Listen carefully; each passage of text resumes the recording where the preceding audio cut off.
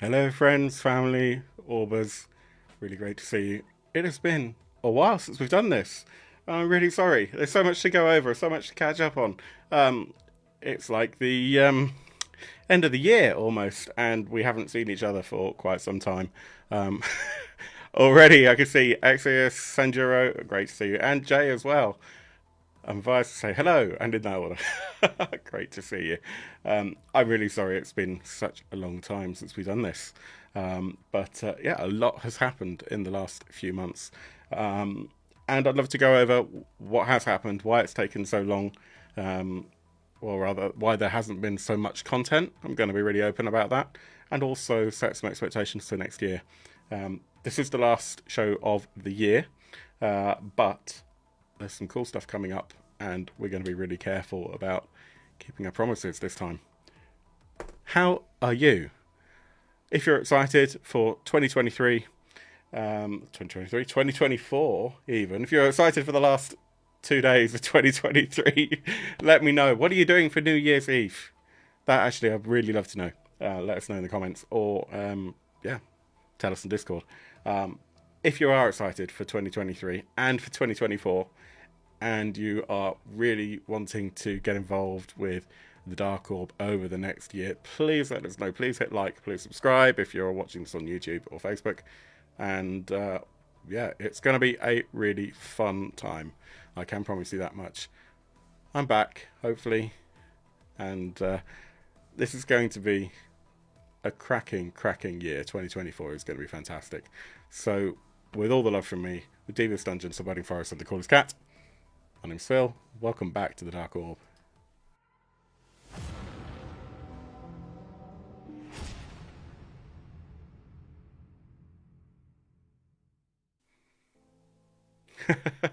And annoyingly, we've played around a little bit with Ecamm actually as our new software, and it seems that every time I change screens, it loses our live chat, which is a little bit annoying. So please keep those comments coming. We are live on Twitch, and I'll do some tweaking around to see if I can fix that in the background. But yeah, it's been an interesting time. 2023 was quite hectic. Um, I'd love to tell you a little bit more about that. So, it has been a challenge, and I know not just for me. Oh, that's hard to read, isn't it? Let me see if I can move that up there. There we go. So Strad says 2024 must be better than 2023. Right, right, right. Yeah, wasn't 2023 strange? Like, had all the hallmarks that it was going to be quite a workable year, right? But in fact, in reality, it was challenging, I would say. Certainly for me, I want to be really open about that. And I know for a lot of you in the Discord community, if you're not a member of Discord and you want to come and talk to us, then please join. It is free. There's no requirement to be a patron, although Patreons, obviously, I love you very much. What you do helps me tremendously with getting this content out there. But everyone on the Discord has been so valuable, and every member of the Dark Orb community, you're very, very much appreciated. Um, that said, it has been an amazing year. We got a lot done. Um, there have been some really big successes over the last year. Um, what have we achieved? Well, we actually did manage to get quite a few Kickstart Your Weekends out there, and I have learned from the survey results from last year that Kickstart Your Weekend, you guys enjoy it, but it's not your favourite thing that we do. So I've taken the foot off the pedal a little bit there, and I have some ideas which I'll come back to about what we can do to improve that or change that moving forward, and hopefully that will be something that you'll agree with and think would be really good. Let me know in the comments. Um, Jay says, excuse me, I'm still getting over a cold. Last 2 months could do one. Start was pretty rocky, and to be fair, the middle was a bit shocking. Apart from that, the year was okay. Yeah, sounds accurate. Um, yeah, it was a bit of a strange one. For me, it was really a weird one, and it's important that I acknowledge how I can improve things for next year. But as I said, some brilliant things that we did achieve. We had some fantastic actual plays, so a huge shout out to Chris Taco for running Fallout role-playing game as part of our Wasteland Wednesdays. That was great. And if you haven't seen that, please check it out over on YouTube. We've got all of those episodes in our back catalogue. Also, shout out to Neil from Paladin Roleplaying. Both Neil and Chris have featured a lot on our actual plays, and I love it when they run stuff for us as well. We had a good run of post-apocalyptic games, and I think they were a lot of fun. Hopefully you agree. And I can absolutely foresee us doing more post-apocalyptic stuff, especially when the Monty Cook Rust and Redemption game comes out, which book comes out, which is due in like a couple months, like 3-4 months maybe. But I'm looking forward to the PDF of that. As some of you know, I've been trying to get my head around Cypher system, which I think I have. I'm just kind of procrastinating now on actually running something, which I have no excuse for, but I think everyone who is a GM knows what it's like to have that system, that new system in your brain, which is just kind of tapping at the door waiting for you to open it. And I'm pretty much there, but there's always that little bit of self-doubt until you actually get the system down on the table and running. But yeah, Old Gods is something that we definitely want to discuss and play. So thanks to Chris and to Neil for Wasteland Wednesdays. Thank you to Thomas Elliott. So Thomas ran Fear of the Unknown, yes. Fear of the Unknown, which was his own creation, powered by the apocalypse. We had great fun running around on a cruise ship. That actual play as well is on our archives. We had so much fun. We threw him some massive curveballs, but seemed to cope way better than I would have done, let's face it. Never more. I agree, Andy. 2023 has been rough for personal reasons, but there have been good things. Absolutely. I'm going to go through some of the challenges I've faced. I'm going to be really open up about that in a little bit. But everyone's had some challenging times over the last year, and I really want to make sure that you all know that I acknowledge that I've actually had it pretty easy. You know, it's just been a little overwhelming, but nothing bad. Just a lot of it.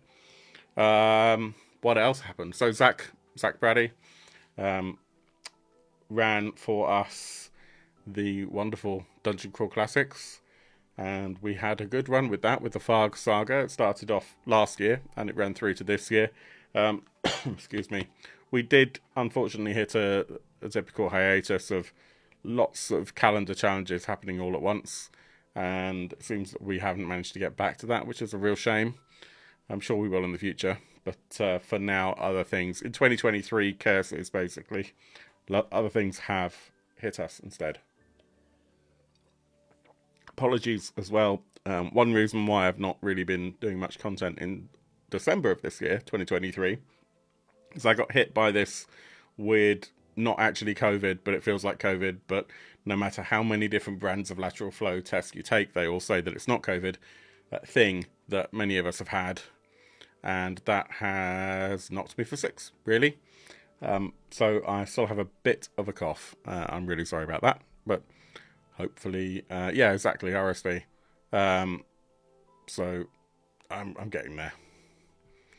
Bruce says, picked up a physical copy of Fear of the Unknown. It was fun. It was a lot of fun. And what else happened? So, Oktoberfest. Now, I know that not everyone got to join us for Oktoberfest. I know a lot of you wanted to, but unfortunately couldn't. Geography is one of many challenges that we had to cope with. Obviously, we had the challenges of not everyone who's a member of Discord being based in the UK, and even those who are just not being able to make the distance for one of various reasons. I appreciate that. Yeah, exactly, Joel. So wanted to, but finances said no.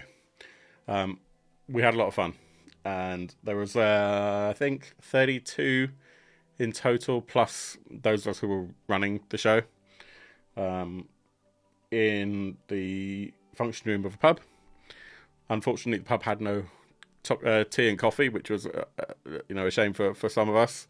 But they had wonderful real ales and other beverages, and there were coffee places nearby.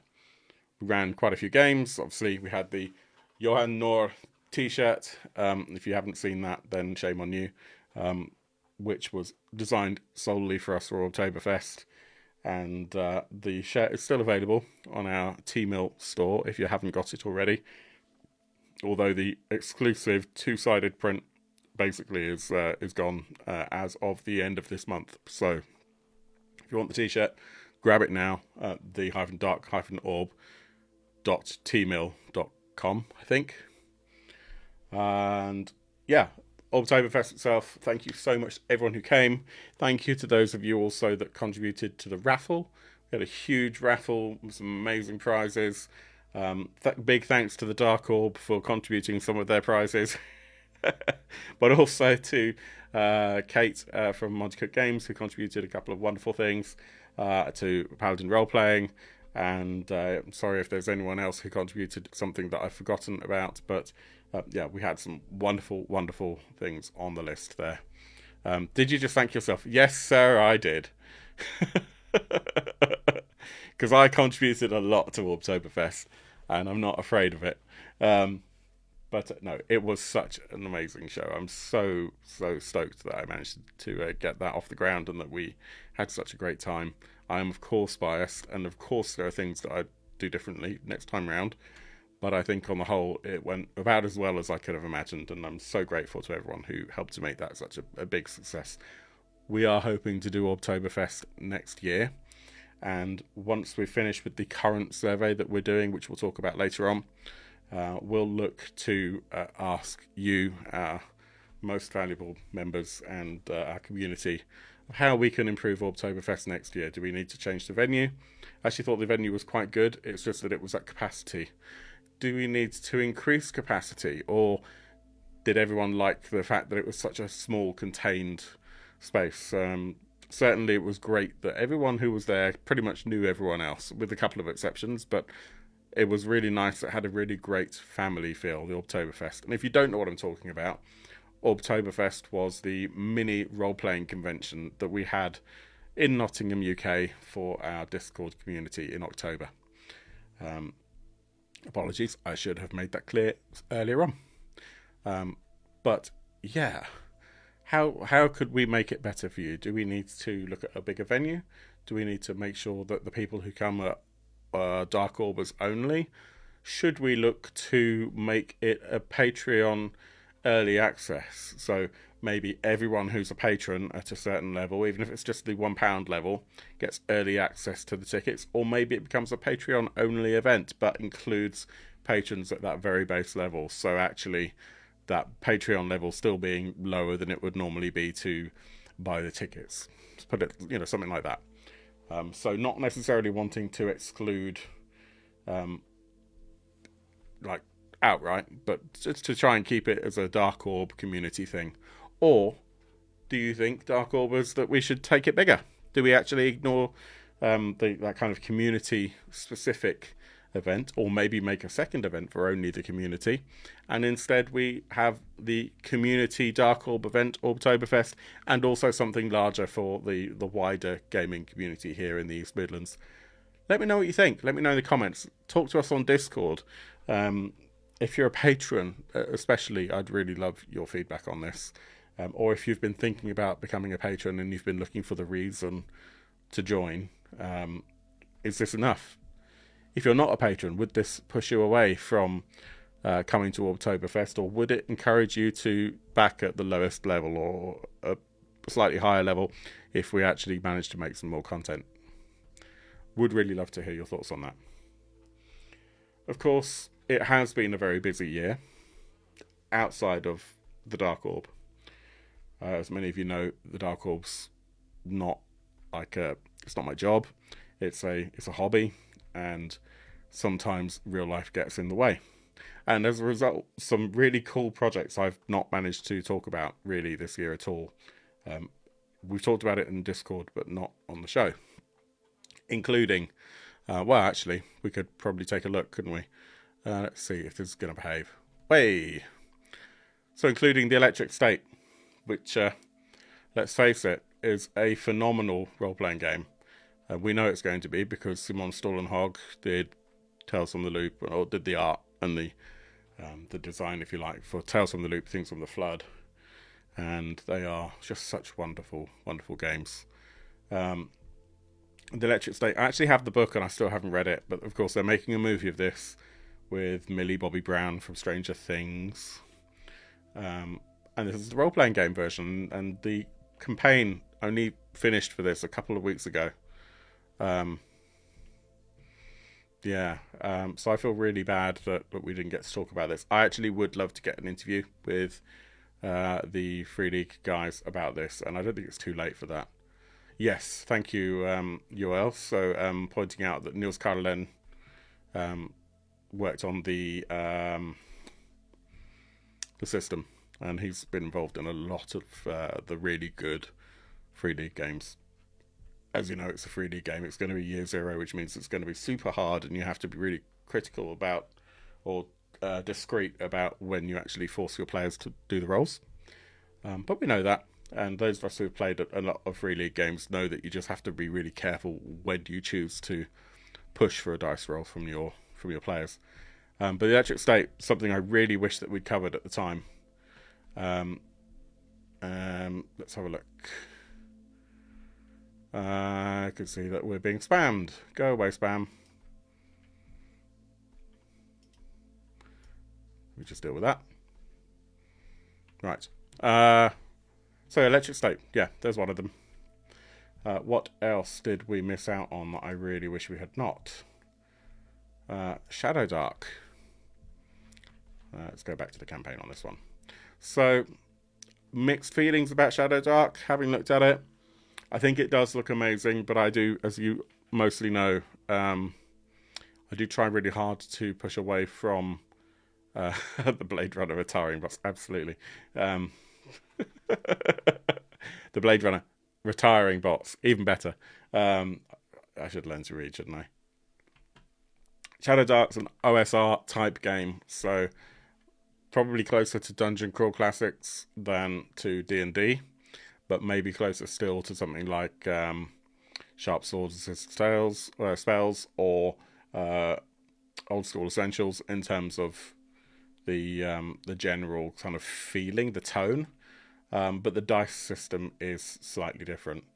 I do think it's quite interesting. It is a fantasy game, and they obviously have their place. But it's also a D20 system, which we're used to. There's only four core classes, so like DCC, they've really cut down on the classes that are available. But it does look like a bit of a more interesting take on it, and I do love the amount of fill crap that comes with it. So to put that into context, the fill level, $160, gets you a bunch of stuff. I love the style, and I wish that we'd had a chance to talk about this one in more detail. It's probably now available as a late pledge. Yeah, you can late pledge this. Worth a look. If you're a big fan of D&D, as you know, I don't really go for D&D 5e, but this is a system that I would certainly love to play if someone else was running it. I'd certainly give that a go, because I do enjoy those sorts of games. I just don't really enjoy running them, and I get a bit annoyed that people tend not to run them as written. Deathmatch Island. This is something that does look phenomenal, and I've hit up entirely the wrong link for this. So let me see if I can find the actual link. Bear with me. But basically, Deathmatch Island. Actually, I did back it, to be honest with you. I thought it looked really cool. So that's what I did. And it's an interesting system. It's a little bit like Battle Royale, I suppose, or the Hunger Games type settings, where basically a bunch of you are on an island. A little bit Squid Game as well. Basically, you're fighting for survival. But the twist is that it is actually meant to play over several sessions. You get some really cool additional items as part of the pledge. Sorry for typing in the background. I'm just trying to find the actual link because I'm an idiot and opened the wrong one. So we shall find that. There we go. Right, I'm back.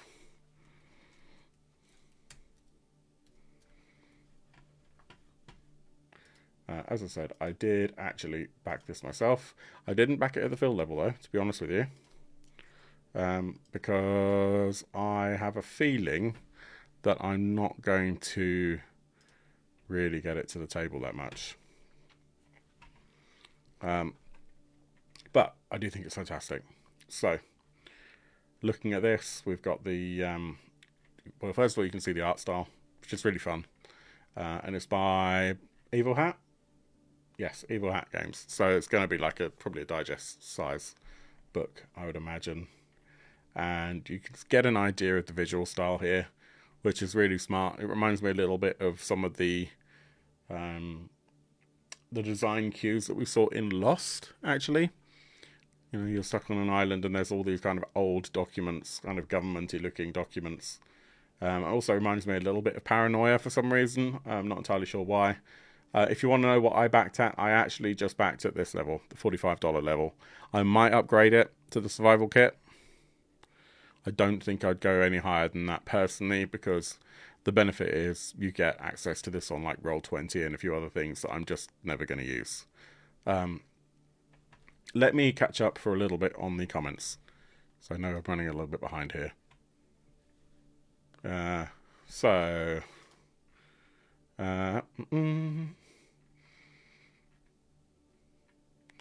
Right, let's see. Gaming goals for the first quarter from Sith and Drill. Running some one-shots in a few other games. Candela Obscura, Blade Runner, Trinity Continuum, and Cthulhu Awakens. Ooh.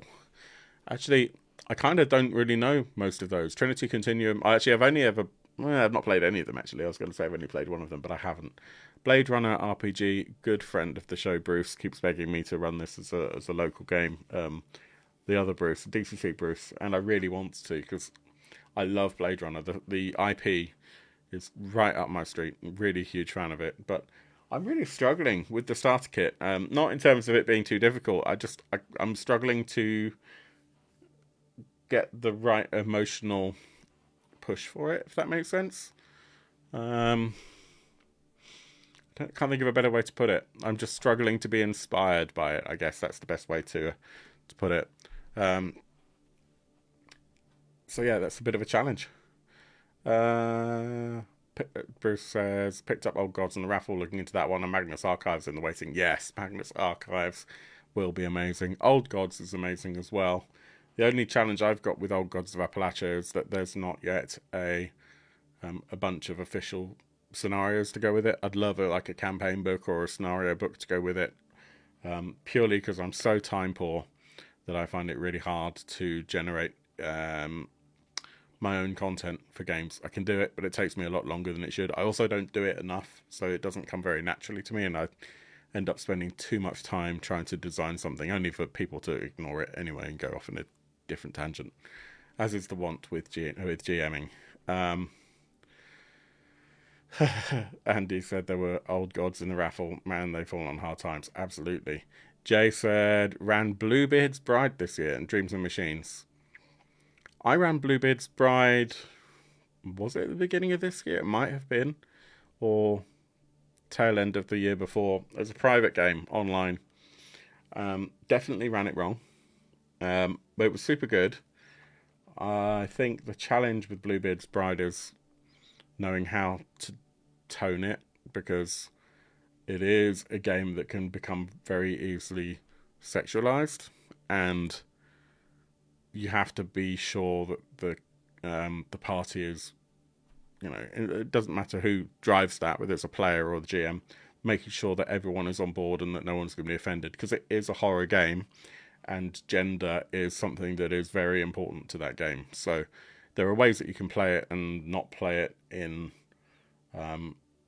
such a literal sense, but I think if you play it true to the book, and it is very much a feminist book, a feminist game, but I think there are some traps that it can be quite easy to fall into, and that makes it really difficult, and that's why we haven't played it on the channel, actually, because there's too much chance of people becoming offended, even if no one at the table is. It's really hard. Duro said, New Year's pledge, install the mic arm to see if that improves my audio so I can run something for you in 2024. Yes, would love that. Would absolutely love that. anyone who wants to run a game in 2024, you are more than welcome to do so for the channel, and certainly you'll get like a, I don't know, free bag of Haribo or something. I'll work something out. Andy says Dark Orb Expo 24. I have thought about it. It certainly could be done. Let's see. Are we all now caught up? Bruce said back to deathmatch should be the same as Aegon in a game of in a contingency battle royale. Yeah, absolutely, great stuff. And you still haven't had the mental capacity to learn alchemy, have you? I've taken a look at it, actually, and I am of the opinion that it's great. It's still got a way to go. There are some challenges in the fact that there are no easy ways to copy and paste some of the things. I don't like at all the way that notes are set up for scenarios, for, I guess, scenes is what they call it. I don't like it. I hate it. If you click into notes, you have them full screen, you're working from them as a GM.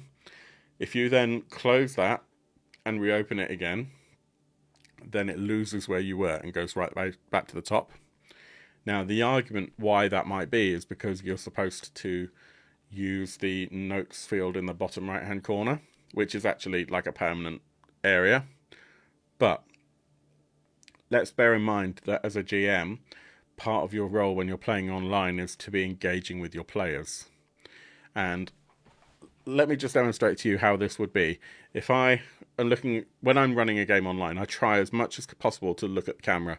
And if I have to read something, I will place it right at my eye line. So something at the top of my screen, if I was reading it, looks like this. If I were running Alchemy RPG in full screen with the GM notes, or the not the GM notes, like the story notes. So effectively, the scenario story stuff in the bottom right hand of the screen, it would look like I'm looking down here. So there is no way that I can engage with my players looking down here at the bottom of my screen when my camera is all the way up here. And I think that's a real shame. It's fine if you're running off a small screen. I mean, my screen's not massive. It's like a 27-inch. So I've got a 27-inch screen with a camera just above it, because that's pretty much the only way I can fit things in this part of this room. And who wants to engage with players? Yeah, nasty players is. Yeah, so that's the big downfall, I think, with Alchemy. For me, it's not going to replace working from a book, which is unfortunate, because when you're running a game online, you want to have as little in the way of like background noise as possible. So you don't want to hear pages rustling. Also, you don't want to be running off too many screens. Hey, oh, I'd love to see how you're doing that, Martin. So the Alchemy bundle, you're putting Numenera in. So I've been playing with putting Old Gods of Appalachia on there, and I've created a like a dummy player character to see how it works. I'm not entirely convinced that I'm doing it right. It's not really, to my mind, it's not very intuitive for non-D20 games. And I don't think the documentation is necessarily there. If it is, I haven't quite found it yet. Plus, I'm not as technical as I used to be. Like, once upon a time, I worked in corporate IT, and I was very technical. But it's not like it was. Brain doesn't work that way anymore. Yeah, so it's a bit of an interesting one, if you ask me. Even if you didn't, it's still an interesting one. And I do think that it's got a lot of promise. I also think that in reality, we're going to see some really good official content. So when publishers work with Alchemy to actually bring their content over natively, I think that's where the strength is going to be. So playing something like Old Gods after Monty Cook have commissioned, if they do, Alchemy to actually bring that stuff in, then it'll be worthwhile. I also kind of think what they've done with Tales from the Loop, and admittedly it's in beta, kind of sucks. They've got some of the additional books in, but for the core book, they hadn't actually put any of the core scenarios in, and it kind of feels unfinished as a result. It is unfinished because it's a beta. Struggling to work out where to plug tape recorders to load games on these machines. By the time I've been putting everything, yeah, you're not wrong. Okay, so the other game that I missed out on, which I want to talk to you about very briefly, that is already doing the rounds, and I actually intended to run a show on it, and I might still run an actual play, again, if I can get my brain in gear, is... Hang on, I'm being an idiot.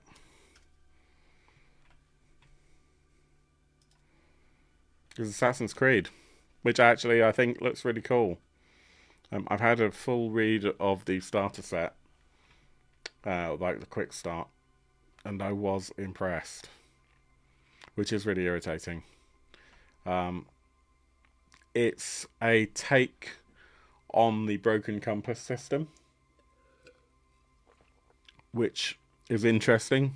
Some of you may know that Two Little Mice were temporarily acquired by Call Me or Not, by Simon, and they acquired the Broken Compass role-playing game as part of that move.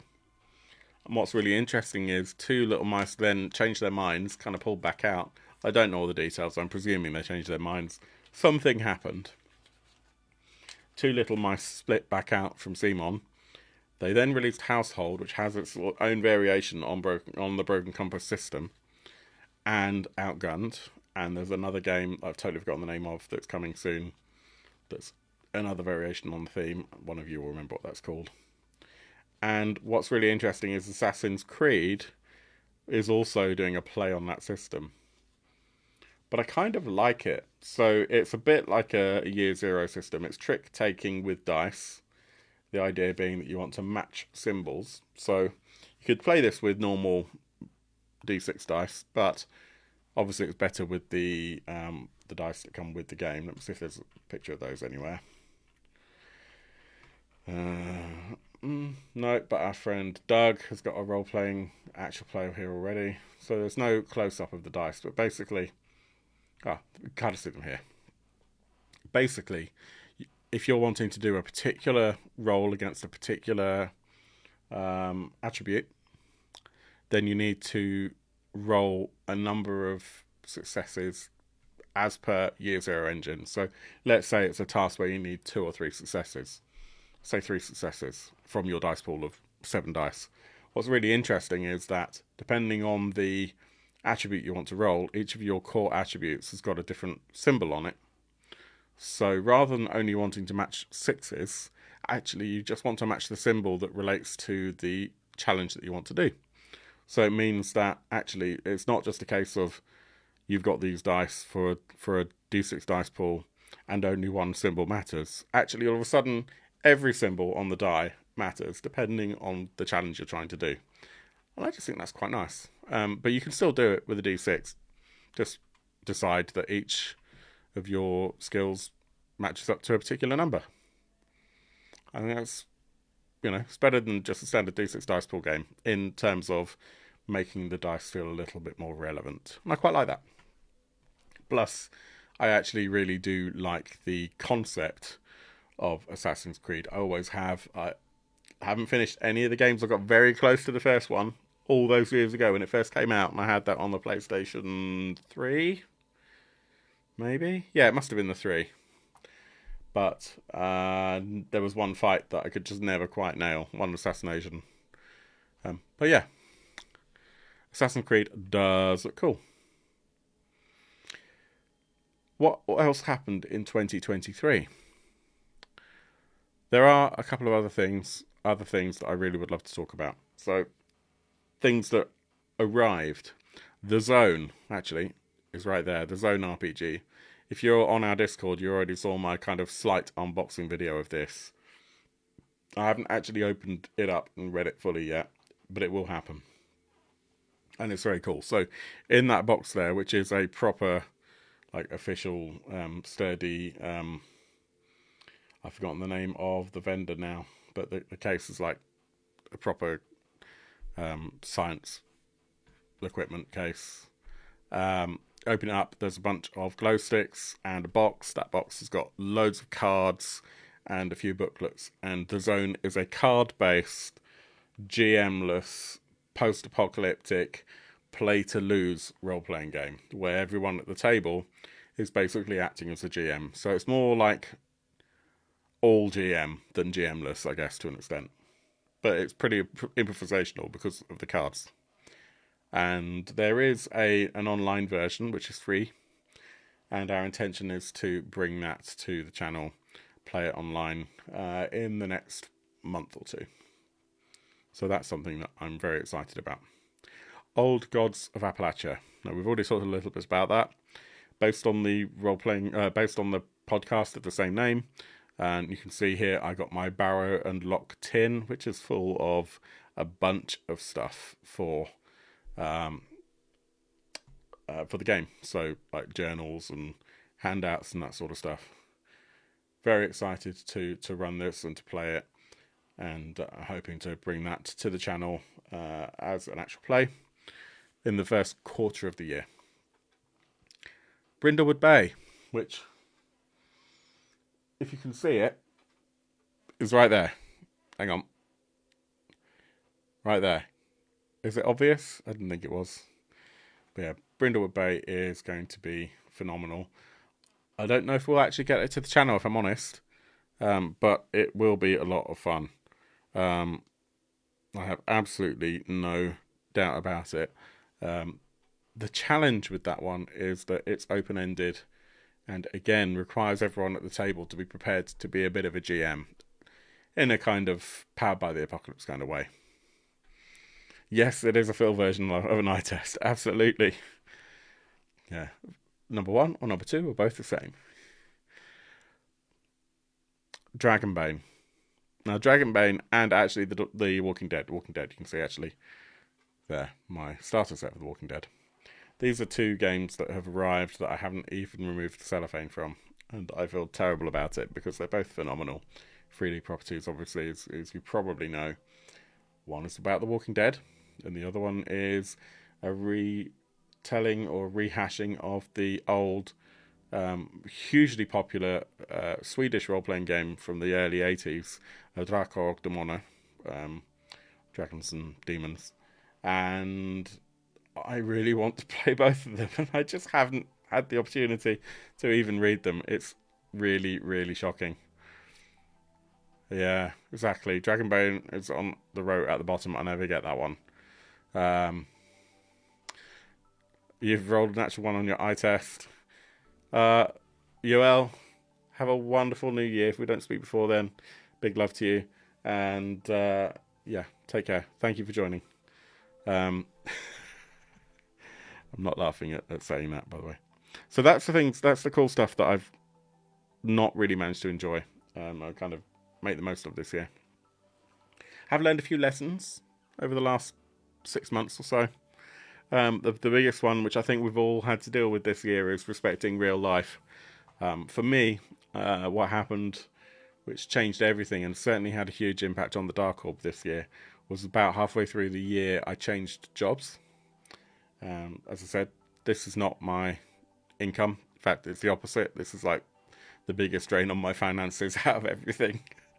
But the job that I had for 6 years or so, for various reasons, I moved on, made a decision to take a new career path.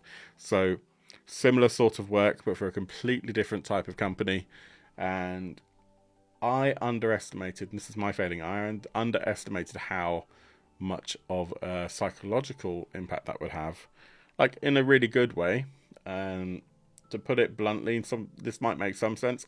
I went from having a job that I could do without too much taxing on my brain to a job that actually on paper looked very similar but was much more demanding of the old grey cells, and I don't have very many of those left. And so it has been pretty full on, and by the end of the day I certainly found that there wasn't much time left for reading books and actually communicating. and that has been a challenge. That's all. There are a lot of projects going on which have all pretty much culminated now. There'll be more stuff in the new year. There's no question about that. But I'm hopeful that I'll be able to make some changes for the for 2024, and a little bit more strategy and a little bit more planning, and we should see a real change for next year. I'm really excited about it. I've learned not to make too many promises about what we do.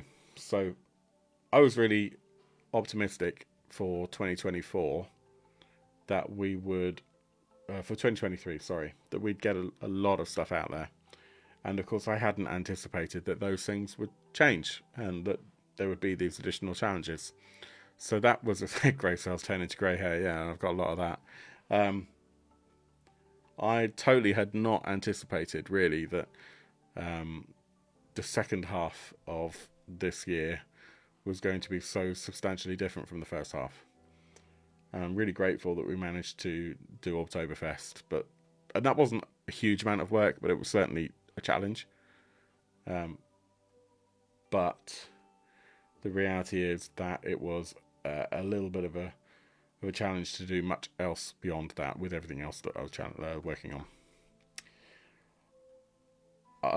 The other thing is obviously just making sure that you're staying passionate about the things that you're wanting to do. The one challenge that I certainly personally have is that role-playing isn't my only hobby. And actually, for the last year, I've not had time for any hobbies, but I've had to be really careful about how I split the limited time I've had. And so, we managed to get those actual plays out, which I'm really grateful for. They were so much fun. But that was about the limit of my time that I had available, which was a really interesting one. And again, something I hadn't really anticipated. So in order to stay passionate about the new stuff, I personally have to be really careful about the things that the way that I spend my limited time. So I think what that will mean in reality is fewer games that I'm playing, especially campaigns, so that I can run more. Unless you'll think that I suck at running games, in which case we'll just get other people to run them. Let me know. The final thing, and this obviously came through last few months especially, is being prepared to ask for help. And this is something that actually professionally everyone needs to know, and I think you learn it properly in your 30s and your 40s, is that it's okay to just not have anything left. It's okay to ask for help or support, guidance, and certainly I'm very grateful to those of you that ran games over the last half a year and helped me to keep the Dark Orb going when I had nothing left in the tank. That was it was really well appreciated. So that takes us to 2024. What are we going to do for 2024? Well, first of all, it was really important that I beg you, if you haven't done so already, please have a look at the 2023 awards form, the survey that we did. We did the 2022 awards at the end of last year. We're going to do the 2023 Dark Orb awards in the next couple of weeks, probably on a Friday or a Saturday in the first half of January. And that's our look back at the year, the things that we've loved, and not only on the Dark Orb show itself, but just in gaming in general. Awards for our favourite things. Look forward to what we're looking forward to for 2024. But it's also your opportunity to tell me and the rest of the presenters on the Dark Orb what you want to see next year.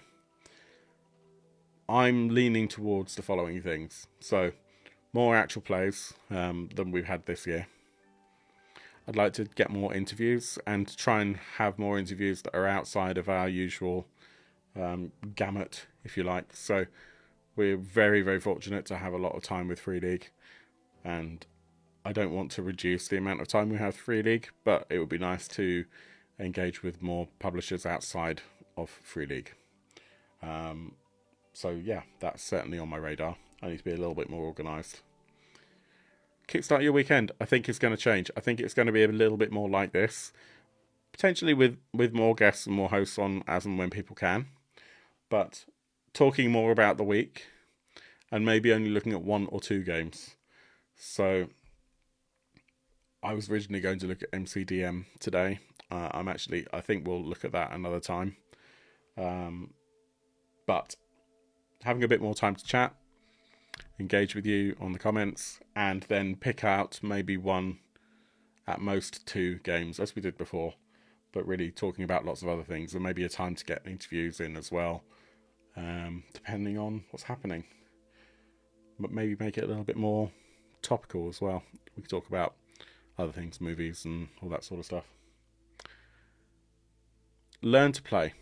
This is something that came up in the previous awards and feedback for last year, but we talked about it a little bit more this year, is when we're picking up a new game like Old Gods or some other game in a new system, about being maybe a little bit more hands-on with the mechanics of it. So one piece of feedback that we had about our game Fallout was because we were talking about the reasons for the rolls. So not just going, okay, go and roll this, but actually talking about the mechanics and actually going away and finding out what the mechanics are if we don't know. So doing that in the background, like you would at the table in real life when you're just starting out a new game.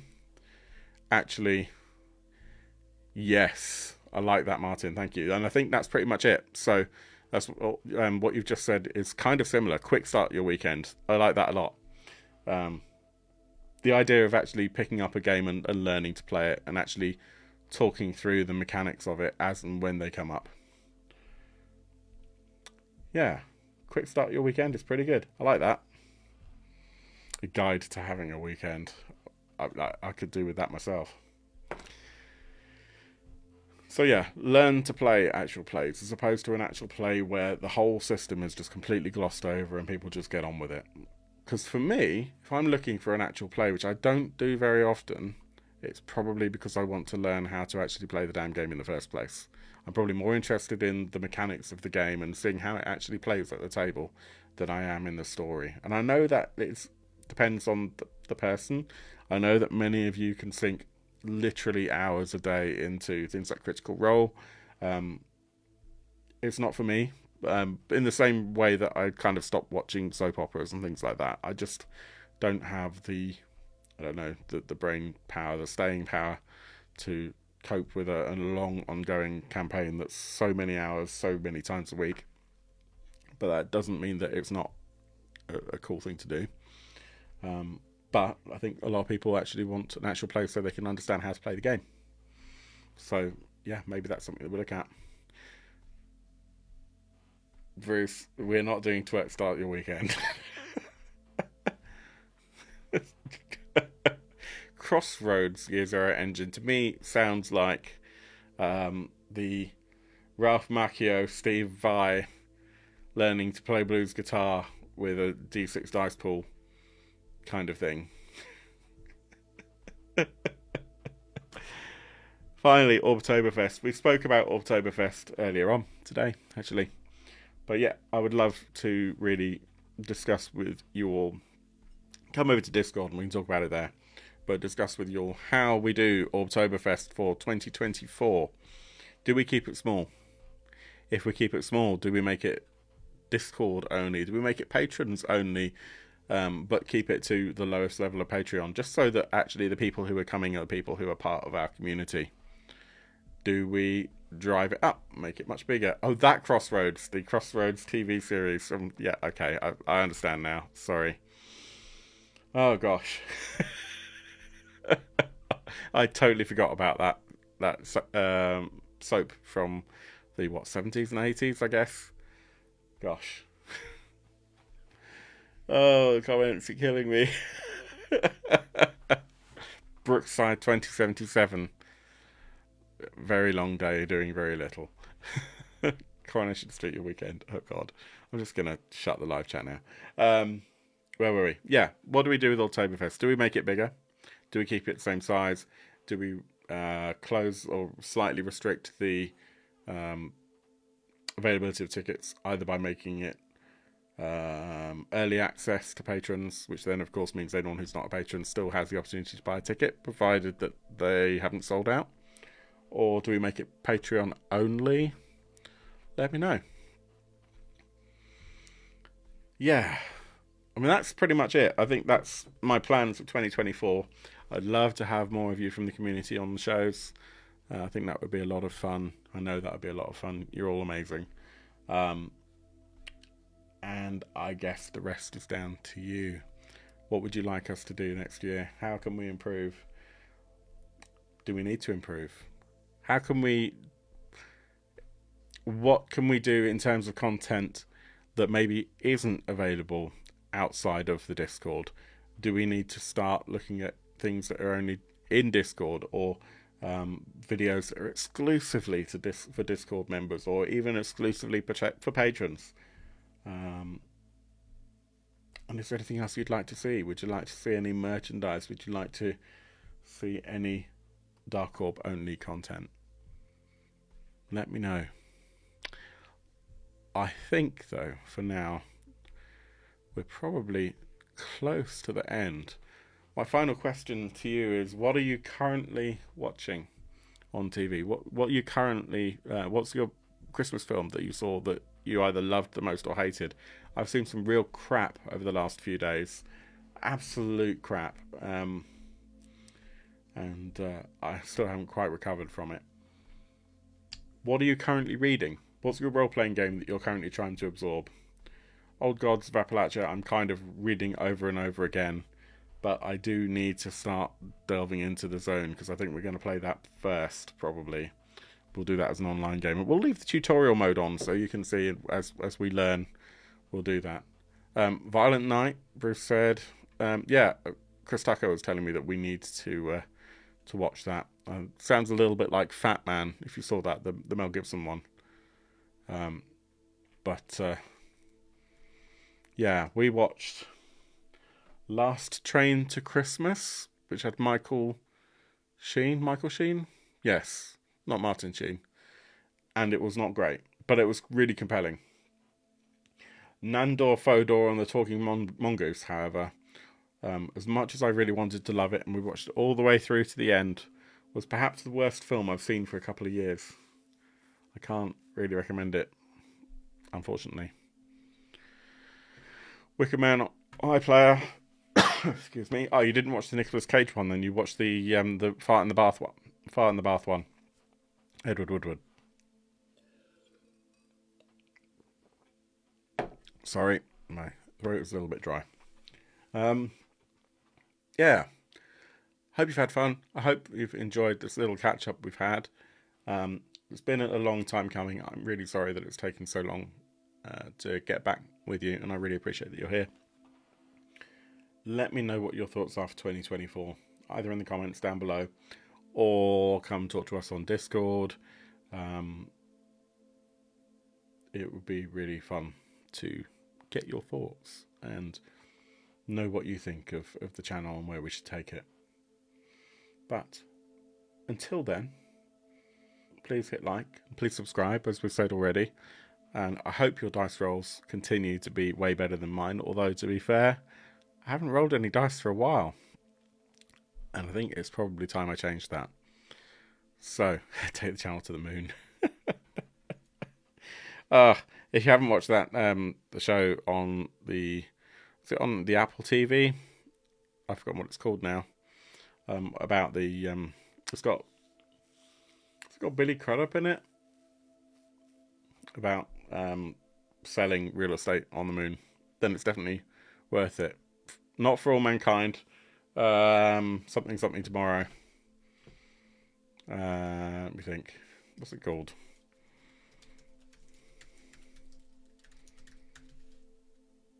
Hello Tomorrow, maybe. Hello Tomorrow. Yeah. It's worth looking at, but we got bored about halfway through the season and we haven't gone back to it. Severance was better. Right. Thank you so much. Big love to all of you. Hope you have an amazing new year if we don't catch up before then. And if you are watching this around the holiday season and you have celebrated or will be celebrating, looking to you, those of you who are Orthodox, for example, whether it's cultural, religious, or otherwise, any holidays or any kind of special occasions over the last or next few weeks, then I hope you've had or will have an amazing one. Big appreciation to all of you. And yeah, until next time, I hope your dice rolls, as I said, continue to be way better than mine. Thank you so much, everyone. Take care.